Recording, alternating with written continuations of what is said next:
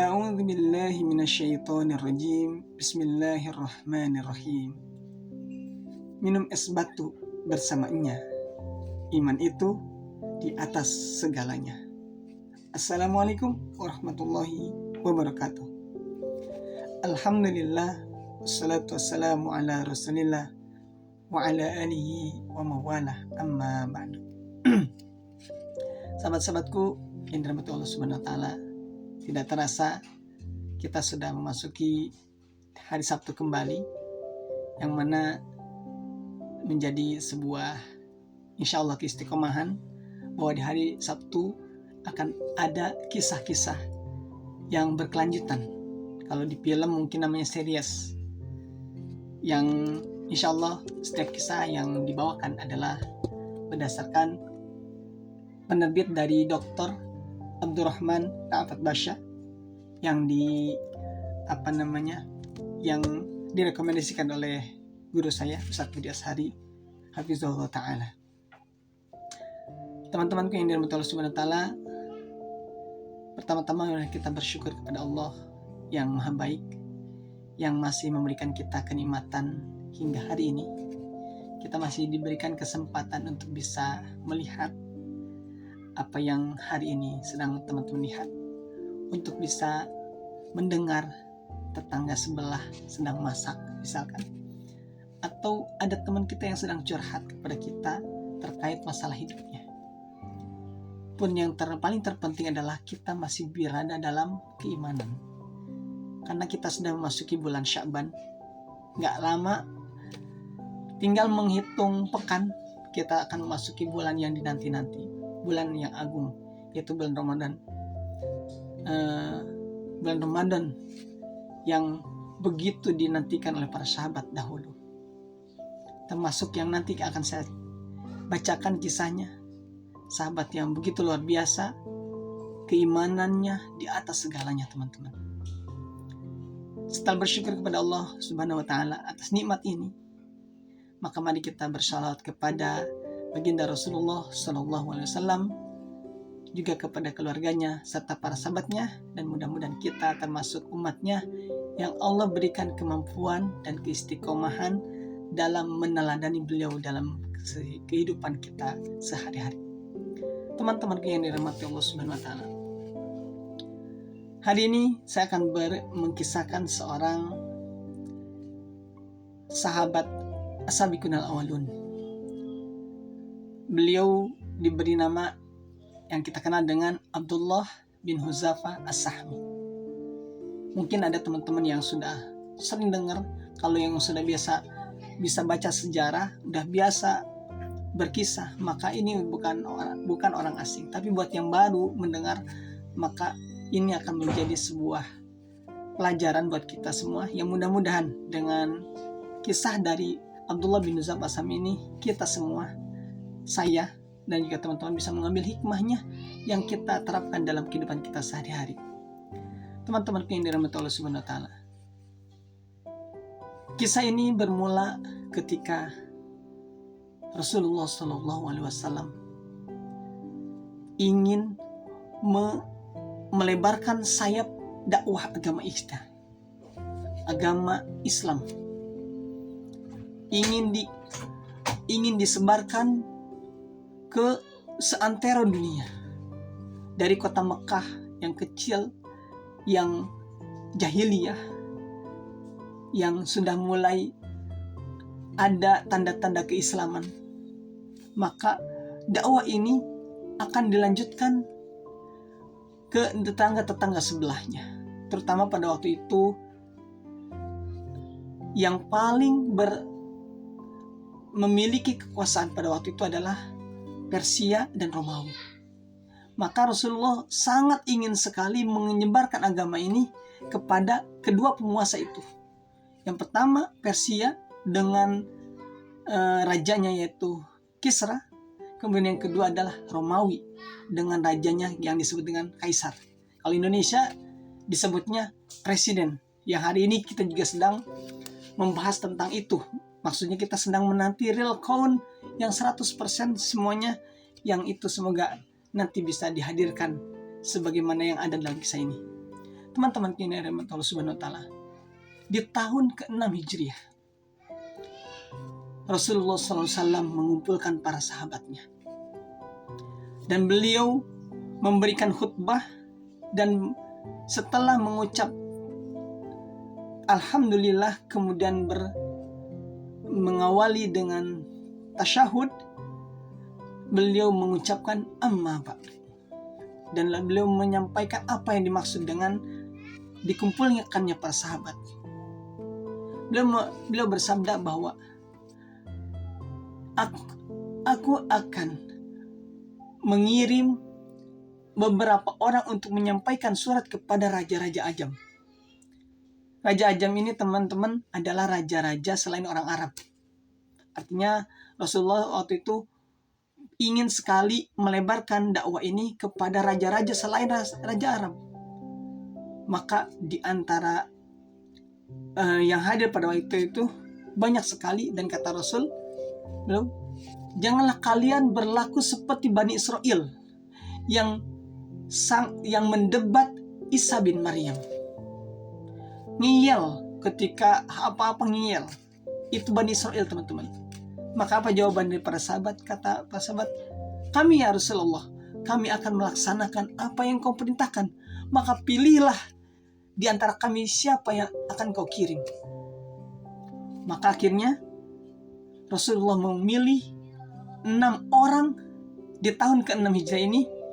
Dan di antara 6 orang yang akan dikirim menuju raja-raja Ajam adalah Abdullah bin Hudzafah As-Sahmi.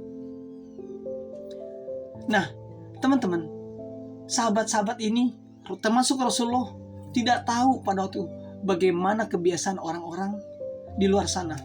Orang Persia seperti apa kebiasaannya nggak tahu. Orang Romawi kebiasaannya nggak tahu.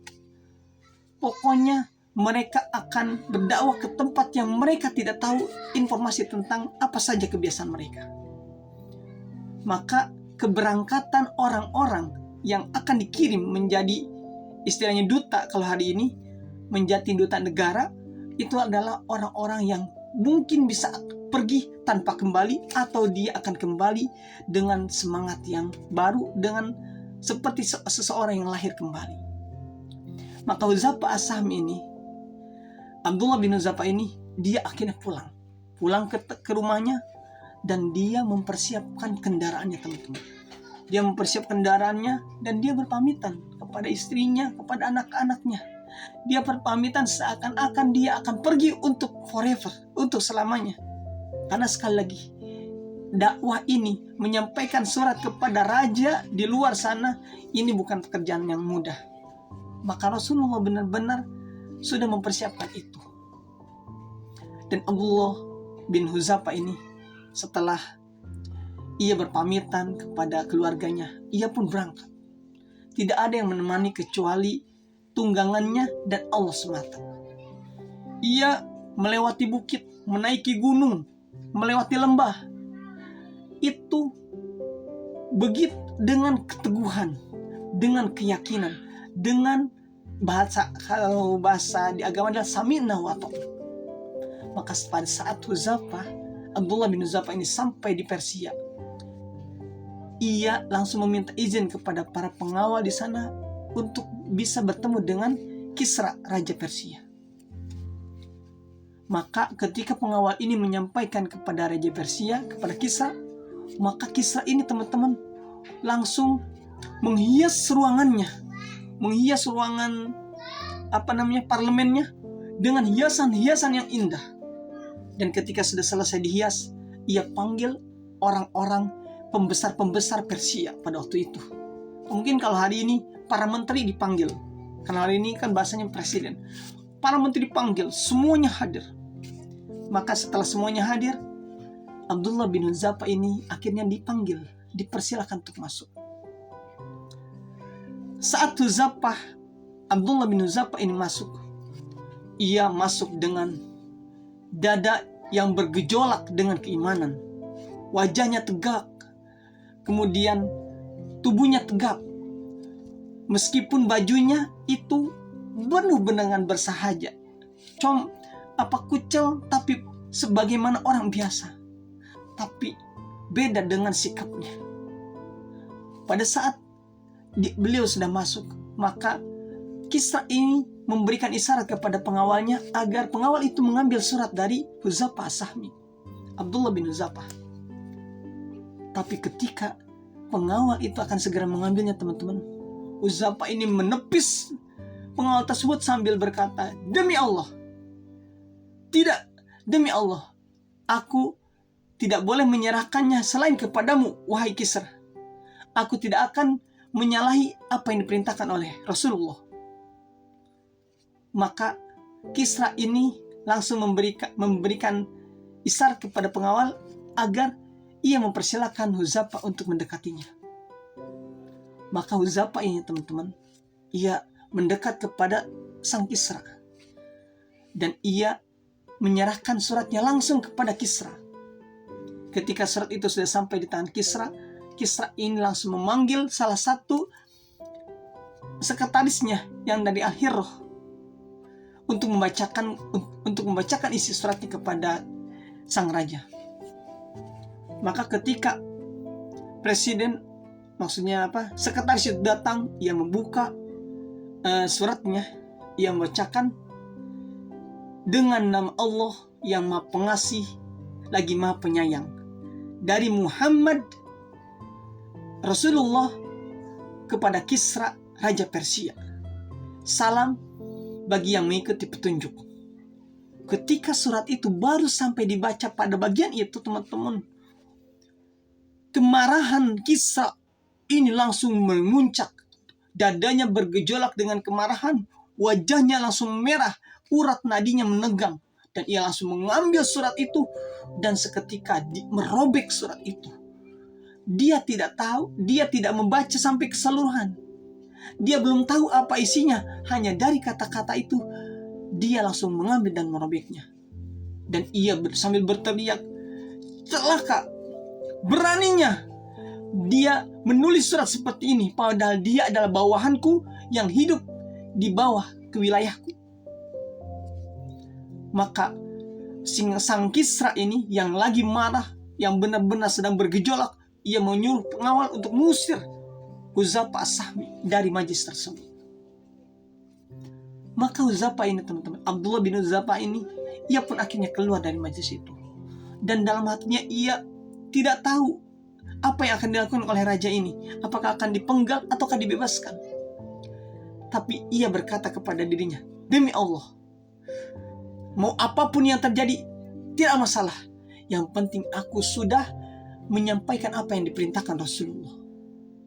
Dalam kebimbangan itu, dalam keyakinan tersebut, ia langsung menunggangi kudanya dan ia langsung berjalan meninggalkan Persia. Pada saat Raja Kisra ini, teman-teman, mulai mereda, amarahnya mulai turun, ia mulai normal kembali berpikirnya. Dia mengatakan, "Tolong hadirkan kembali utusan dari Muhammad tadi." Maka para pengawal ini keluar mencari Abdullah bin Huzaifah. Tapi mereka tidak menemuinya. Tidak ada jejak Huzaifah di Persia, karena ternyata Huzaifah As-Sahmi sudah berjalan jauh menuju ke Jazirah Arab hingga sampai kepada Rasulullah SAW. Maka ketika sampai kepada Rasulullah, ia menceritakan apa yang terjadi di sana. Dan apa kata Rasulullah? Rasulullah SAW ketika mengetahui bahwa Kisra ini merobek surat-surat tersebut tanpa mengetahui isinya, maka Rasulullah hanya mendoa simple, semoga Allah merobek-robek kerajaannya. Maka ketika Huzaifah ini tidak diketemui, Kisra, teman-teman, langsung menulis surat kepada Bazan, gubernur dari Yaman. Ia mengirim surat dan bunyi suratnya adalah, "Tolong pilihkan 2 orang yang paling kuat untuk datang ke daerah Hijaz, yang mana ada seorang laki-laki yaitu Muhammad yang mengaku sebagai nabi. Bawa dia kemari ke hadapanku." Itu isi surat dari Kisra kepada Bazan.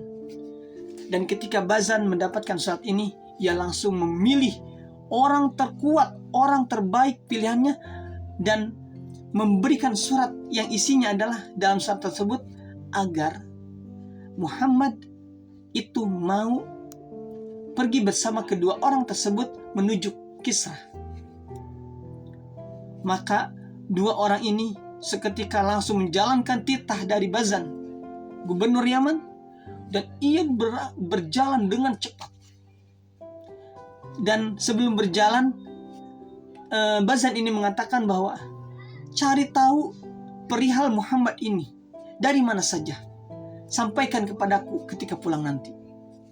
Maka ketika sudah sampai di Taif, teman-teman, dua orang ini sampai di Taif dan mereka bertemu dengan pedagang Quraisy yang sedang berjualan. Maka mereka bertanya kepada pedagang ini, dan pedagang Quraisy ini mengatakan Muhammad itu sekarang adanya di Yasrib. Maka kedua orang ini langsung menuju ke Madinah. Kalau dulu namanya Yasrib, kalau sekarang Madinah Munawwarah, teman-teman. Mereka langsung berangkat, dan pedagang dari Quraisy ini mereka pun langsung kembali ke Makkah. Ketika sampai di Mekah, mereka langsung berkata kepada orang-orang Quraisy, berbahagialah dan bersukacitalah, karena sekarang Kisra sudah menghadapi Muhammad, dan dia akan mencukupkan kemurkaannya kepada dia, keburukan dari Muhammad. Mereka bahagia. Kenapa? Karena yang berhadapan dengan Muhammad bukan saja mereka, tapi Kisra, seorang raja Persia. Maka ketika dua orang ini teman-teman sampai kepada Rasulullah, ia langsung memberikan suratnya kepada Muhammad bin Abdullah, kepada Rasulullah, dan beliau mengatakan, raja di raja. Kedua orang ini mengatakan, salah satu dari keduanya itu berkata, raja di raja Persia telah mengirimkan surat kepada raja kami Bazan di Yaman. Ia mengirim kami untuk membawamu kepada Kisra. Jika engkau berkenan pergi bersama kami kepada mereka, maka kami akan meminta kepada Kisra untuk tidak menyakitimu dan memperlakukanmu dengan baik. Tetapi jika kamu menolak, maka kamu tahu bagaimana kekuatan dan kebengisan Kisra, juga kemampuannya untuk mencelakakanmu, juga mencelakakan kaummu. Rasulullah SAW ketika mendengar ancaman, ajakan dari kedua talik sandi atau duta dari Bazan ini, ia tersenyum. Beliau tersenyum, kembalilah ke tempat kalian dan kembali esok hari. Maka ketika esok harinya, teman-teman, dua orang ini datang kepada Rasulullah. Mereka langsung berkata, apakah engkau sudah siap-siap untuk berangkat bersama kami? Apa kata Rasul? Kata Muhammad, kalian tidak akan pernah bertemu lagi dengan Kisra setelah hari ini, karena Allah telah mematikannya, dan dia telah menyerahkan kekuasaannya kepada anaknya Sirawai di bulan ini dan malam ini. Dua orang ini, teman-teman, mereka takjub. Mereka melihat bagaimana kata-kata Muhammad ini tidak ada takutnya, dengan begitu keyakinan, dengan tanpa ada sedikit pun kegugupan. Maka kedua orang ini berkata, apakah kamu yakin dengan apa yang kamu sampaikan? Kami akan menuliskannya ini kepada Bazan. Kata Nabi bersabda, ya, sampaikanlah kepadanya bahwa agamaku akan sampai sebagaimana kerajaan Kisra. Agamaku akan menjangkau sebagaimana apa yang dijangkau oleh kerajaan Kisra. Jika kamu masuk Islam, aku akan memberikan apa yang ada di tanganmu dan akan menjadikanmu sebagai raja kaum. Maka surat ini akhirnya disampaikanlah kepada Bazan ketika sudah sampai di Yaman. Dan Bazan ketika sudah membaca surat itu, kalau apa yang disampaikan beliau ini benar, maka dia adalah nabi. Tapi jika tidak, aku akan memikirkannya kembali. Jadi Bazan ini ketika mendengar surat, dia antara yakin dan tidak. Kalau emang benar yang disampaikan Rasul, maka berarti benar Nabi nih.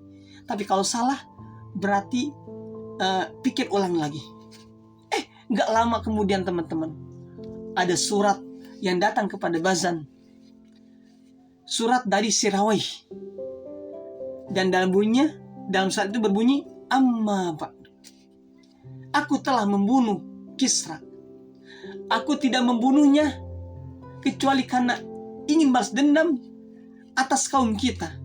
Dia telah membunuh leluhur kita, orang-orang mulia kita, dan memenjarakan kaum wanita serta merampas harta benda mereka. Jika surat ini telah sampai kepadamu, maka berbaiklah untuk kamu kepadaku.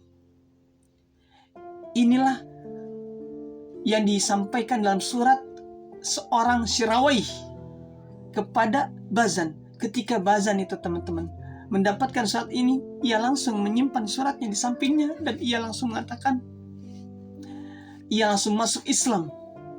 Dan begitu pula dengan orang-orang yang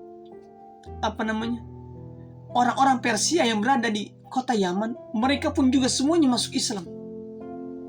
Tidak terkecuali. Karena apa yang dikatakan oleh Rasulullah itu ternyata benar, bahwa Kisra diganti oleh Sirawai. Teman-temanku yang dirahmati Allah Subhanahu wa taala, semoga Allah hadirkan untuk Indonesia pemimpin yang seperti Amirul Mukminin Umar bin Khattab dan juga Rasulullah SAW, dan juga keimanannya seperti Abdullah bin Huzaifah As-Sahmi yang tidak bisa dinego hanya dengan tahta, kehormatan, dengan cuan, apalagi dengan iming-imingan sesuatu yang belum pasti. Dan mudah-mudahan itu Allah kabulkan untuk kita semua. Barakallahu fikum. Kurang dan lebihnya mohon dimaafkan. Salam akal sehat. Assalamualaikum warahmatullahi wabarakatuh.